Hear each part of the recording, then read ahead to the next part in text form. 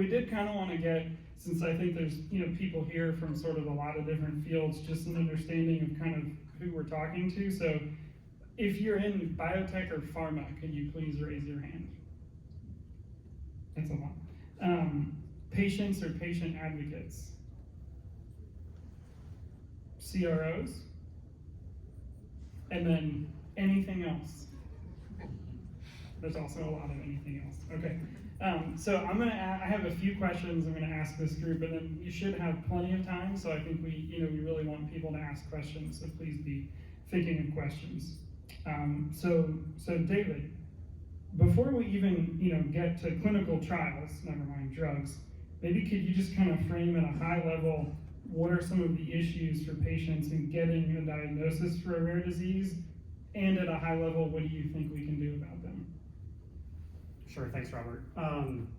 It's funny to be ending the day here with a discussion about diagnostics a little bit and the diagnosis process. I think the first part here is it's important to frame what diagnosis is for patients, for families who are going through this process, because it is very challenging most of the time. There's a lot of emotions that swing back and forth in terms of hope, in terms of reaching a diagnosis quickly after symptoms present. The frustration that commonly follows that is because it's a journey for many patients and families that they are participating in. Confusion, understanding the process, not understanding the process. There's a lot of elements of how this swings back and forth, and I think that leads to the situation that we have and what diagnosis looks like overall. At each point that we have those different emotions, that we have those experiences, we're presenting friction in the marketplace. And that is a very bad element of what this means for those who need to reach that diagnosis, because with every point that friction is entered into the process, there's an opportunity for delay, there's an opportunity for potential disengagement, and all of the negative things that come along with that. So a little bit more, in practice, I think from the physician side, we all know in some of these very rare conditions, a frontline physician may see a specific rare disease only once or possibly twice in their career.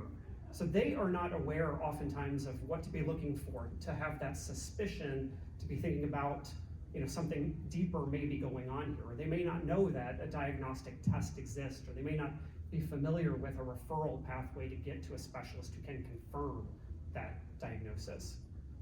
I think on the patient side, they're dealing with the symptoms, whether it's the patient or the family themselves, dealing with the symptoms themselves. They're dealing with a tremendous cost associated with this process, the time investment, the time off work that's involved, again, the swings of hope and the swings of fear throughout this entire process. I think PKU is an interesting case study for us to look at. PKU, a lot of folks, if you're familiar with it, might look and say, actually, this is quite easy from a diagnosis perspective. We have a biomarker. Chris, in the last panel, was talking about biomarkers. We have a biomarker. We have a blood test. PKU is in screening in almost every state of the United States. I mean, just kind of pervasively. And those are all fantastic, but there are elements of friction that exist in this marketplace. PKU loses about 50% of its patients over a lifespan at key moments of changing jobs, moving, changing insurance. And so even in a place where diagnosis is easy or well prepared, we still have those friction points. So those are the things we need to address overall. As we look at this, as a marketplace, I think that's the work that needs to be done from all folks in the industry, is the elements of reducing friction and educating physicians consistently, providing access consistently, thinking about the cost that's involved to the patients and the families along every step of this way in order to mitigate those diagnosis challenges. Great, thanks, David. So maybe we'll just kind of work across the stage. So Amr is in fact a practicing physician, and I know we don't have a patient on this panel, but I think both from the last session into this one, I'd like to kind of keep the patient voice and focus there. So maybe Amr, the same question about some of the big picture challenges, what we can do, but if you could sort of tie that a little bit more directly to kind of your day-to-day experience. Sure, thank you, Robert. You alluded to the diagnostic journey, and we have all heard the statistics. Patients can spend 7 years on average waiting for a diagnosis. On average, they see 7 or more physicians before the correct diagnosis is reached. So all of this is really, it's testimony to the fact that we're dealing with more than just a knowledge gap. It's a more systemic problem. And as is true with all systemic problems, the solutions have to be systemic as well. So if you look at bottlenecks, across our healthcare system and see where we can sort of marshal our resources to have the greatest impact. And, one place, as you mentioned, is the frontline physicians. We are a bottleneck, and I'm one, so I don't say that to be critical or place blame, but much of clinical medicine is pattern recognition, and that pattern recognition does not work for, as you mentioned, rare diseases that present much the same as common ones. And knowledge does not always result in behavioral change. And we're starting to see that more and more clearly in rare diseases. If you take the example of alpha-1 antitrypsin deficiency, the guidance or the recommendation to test for alpha-1 antitrypsin deficiency in COPD patients has been in clinical guidelines since the early 2000s. It's been part of the curricula of training programs. It's been tested for in specialty boards. And yet less than 10% of all individuals in the US who have alpha-1 antitrypsin deficiency have been given that diagnosis. There's been tremendous education. It's been institutionalized to the point that it's in specialty boards, it's in training program curricula, and yet the impact as far as behavioral change has been minimal. So I think we have to kind of look at what form of education is most effective and focus our resources on that. So I think a lot of education gets compartmentalized. People can answer the question correctly on a test, yet fail to recognize a patient with that same condition as they sit in front of them. So I think the most effective form of education is really decision support that's embedded within the day-to-day workflow. And today it takes the form of prompts that are tied to specific diagnoses in the electronic medical record. It's partly effective, it's annoying, it's often ignored. But with AI, with refinements that make these prompts more intelligent, we perhaps can have a greater impact. And I think these support the physician's decision-making in real time and can point them towards making the right diagnostic decisions. The second area where there's a bottleneck is the laboratory infrastructure itself. I think there's a lot of friction in this space. In typical clinical practice settings, the lab menus, the formularies don't include tests for rare diseases. So even if a clinician wants to order these tests, when they go on the computer to order a test for a rare disease, it doesn't appear on the menu. The pace of clinical practice is brutal, and within these time constraints, if a test throws down the gauntlet of having the clinician figure out which reference lab offers this test, how to get a patient specimen to that lab, how to get it covered by the patient's insurance, that test is not going to get done. And sadly, we see that occurring every day. So I think we have to evaluate the friction that exists between the clinician wanting to order the test and the test getting ordered, and to try to eliminate that friction. And that takes working with health systems, with clinics to try to get the tests on the formulary. It also requires working with the insurers, the payers, very early on. Test validation and payer strategy should occur contemporaneously, because they're two separate paths and they occur at completely different speeds, and you can guess which one's slower. So I think we really have to be proactive about getting payer coverage so that clinicians don't forego a test. The other sort of overarching issue is when clinicians face all this friction, they're less likely to advocate for a rare disease test because their thinking is statistically anchored. So they say, well, the likelihood that this patient has this very rare disease is statistically very low. So if it's that difficult to order the test, they're much more likely to give up and and not pursue, not expend additional efforts. So I think those are the two areas where we can truly focus our efforts. One is education that truly changes behavior, and that is really decision support, and trying to embed it within the workflow. And the second is reducing friction for ordering. Great, thanks, Amr. So I think we'll transition from maybe headaches in clinical care to headaches in clinical trials. So Alan, maybe you could talk a little bit about in clinical trials, specifically in rare diseases, same kind of thing. What challenges do you generally face, and what do you think we can do about them? So speaking of bottlenecks, I always like to start talks like this with a few statistics. 75% of rare disease clinical trials fail, which actually is better than the common disease rate. But the really interesting number is that 55 to 60% of those failures in rare disease clinical trials are for non-drug reasons, meaning the drug may have been safe and it may have been effective, but poor trial design typically results in a failure to recruit sufficient participants or a failure to keep those participants in the trial. The consequence of that is that safe and effective drugs never make it to patients. So I will say that our company, just as one example, and it's not meant to be an advertisement, was founded with the objective of fixing that problem, of looking at how rare disease clinical trials were being designed and then executed, and seeing if there was a way to build a better mousetrap. And we believe there is.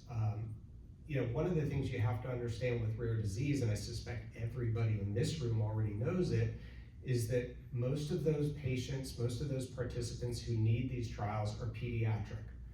Now, why does that make rare disease clinical trials different? The common disease clinical trial model typically leverages academic medical centers by and large. We know this. And academic medical centers can be perfectly fine clinical trial sites if you're doing a trial for the next great statin or antihypertensive where your participants frankly look like the four of us. We can take time off work. It's not a problem. We don't mind sitting in a sterile, uncomfortable waiting room at a large academic medical center for an hour or 2 or 3 if that's what we have to do. We can work on our computers, laptops, iPhones, whatever.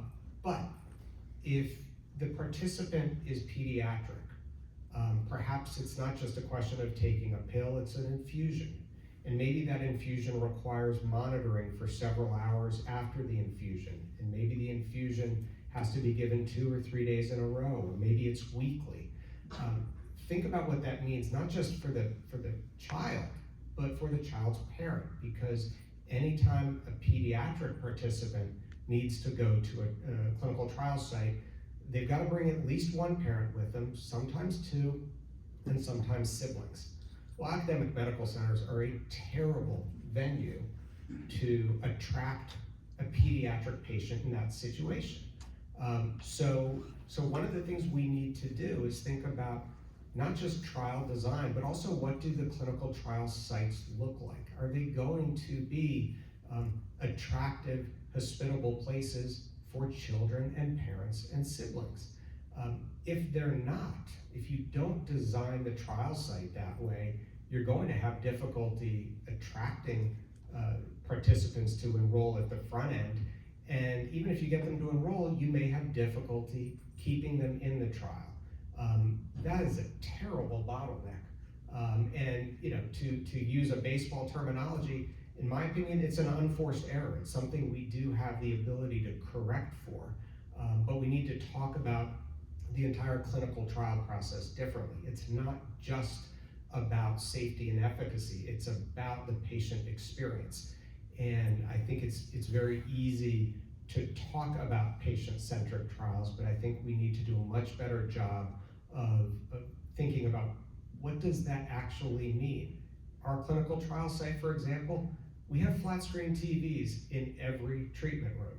We have a giant 80-inch flat screen TV in the living room. And I call it a living room because that's what it feels like. It's a living room with a giant kitchen and a large table. Why? Because families need to sit there and have their meals together, cook their meals. Kids play in the living room. These are all these kind of little details that if you're too concerned at the front end about the bottom line, you're gonna miss these little details that can actually make the difference between a successful trial and a failure for non-drug reasons. By reducing friction. By reducing friction.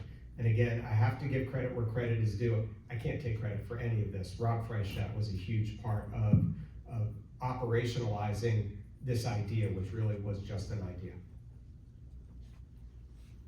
Great, so I think we've still got about 10 minutes or so of time.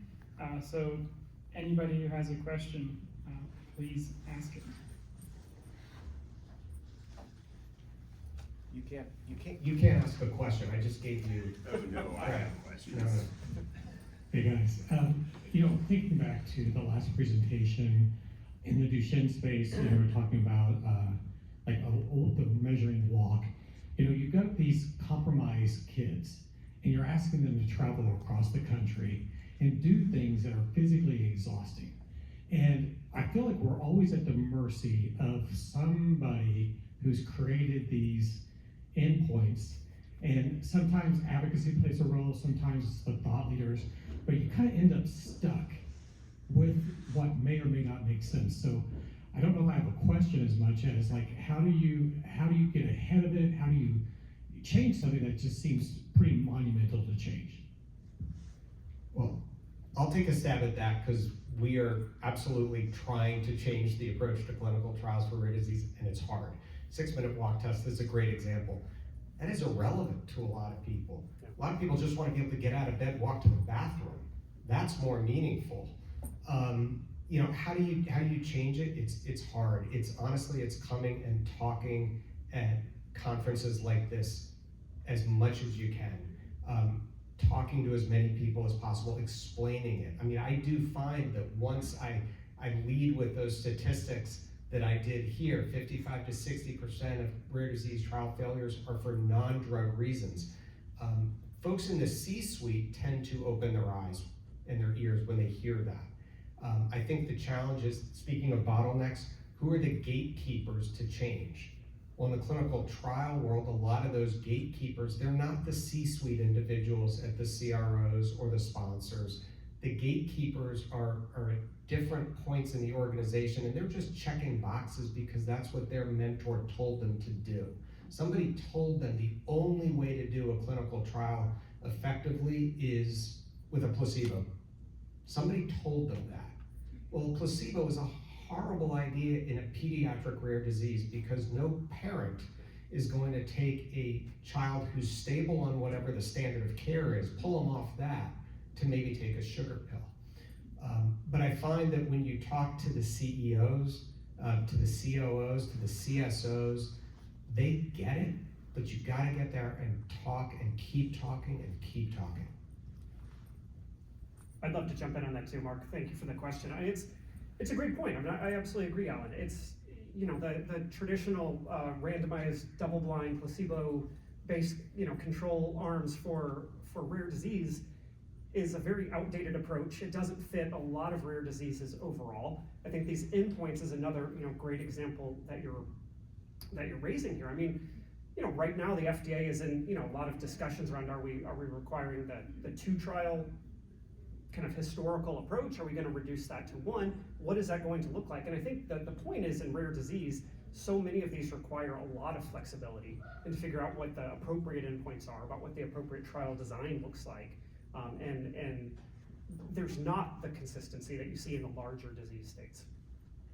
Yeah, I think the regulatory piece is harder to address, and I think through advocacy and through the engagement of KOLs and industry, we're trying to move the needle. I think another area is innovative trial design.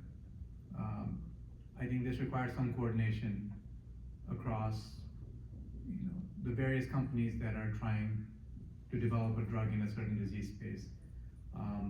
Placebo groups can be shared across therapeutics. So within the framework that we have currently, some coordination can eke out better numbers with the same population. So I think that's another area that we can try to work on while we wait for advocacy to have its to yield its results.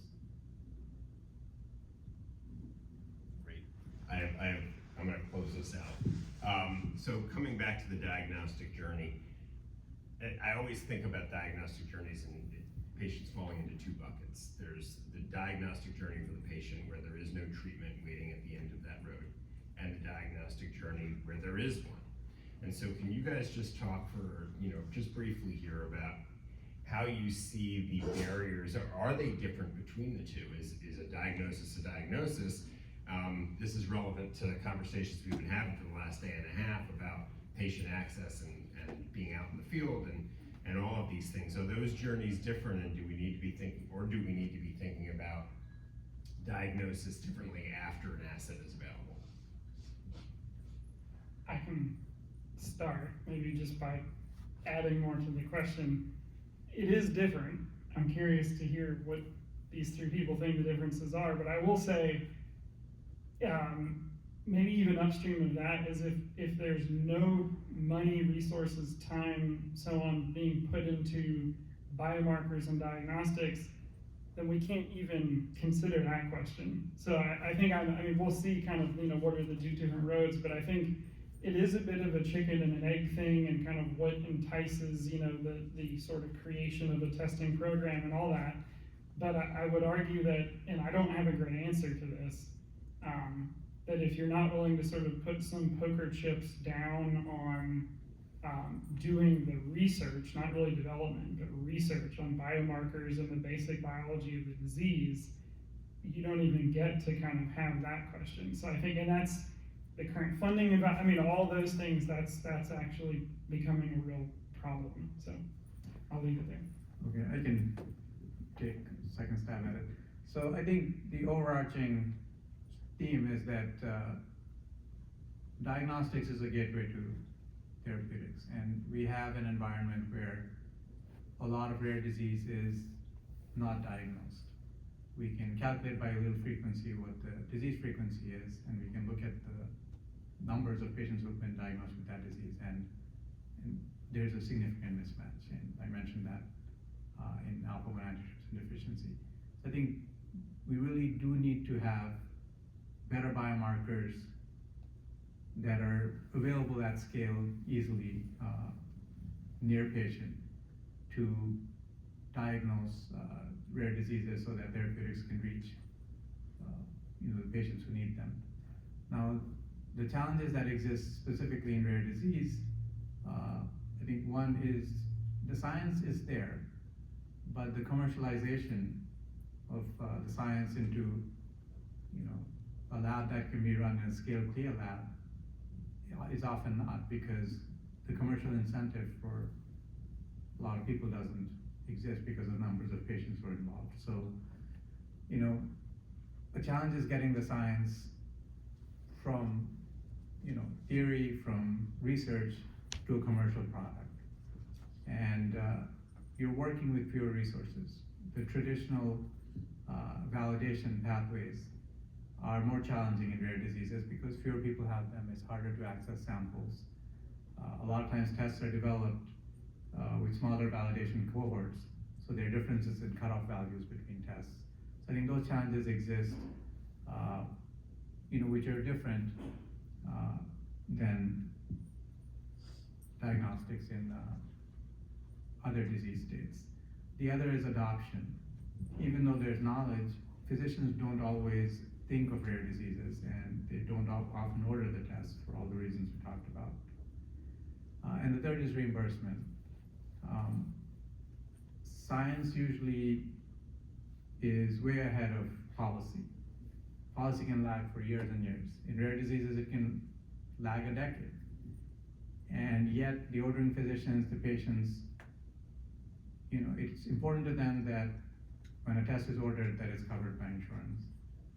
So I think all of these are problematic areas, I think there is an imperative for biopharma and diagnostics to partner early in drug discovery. Because diagnosis, as I mentioned, is a gateway to use case for the drug. And when biopharma approaches payers, it would make all kinds of sense for them to approach the payers with their diagnostic partners. Because if the drug is paid for but the diagnostic is not, you're still going to massively underdiagnose disease.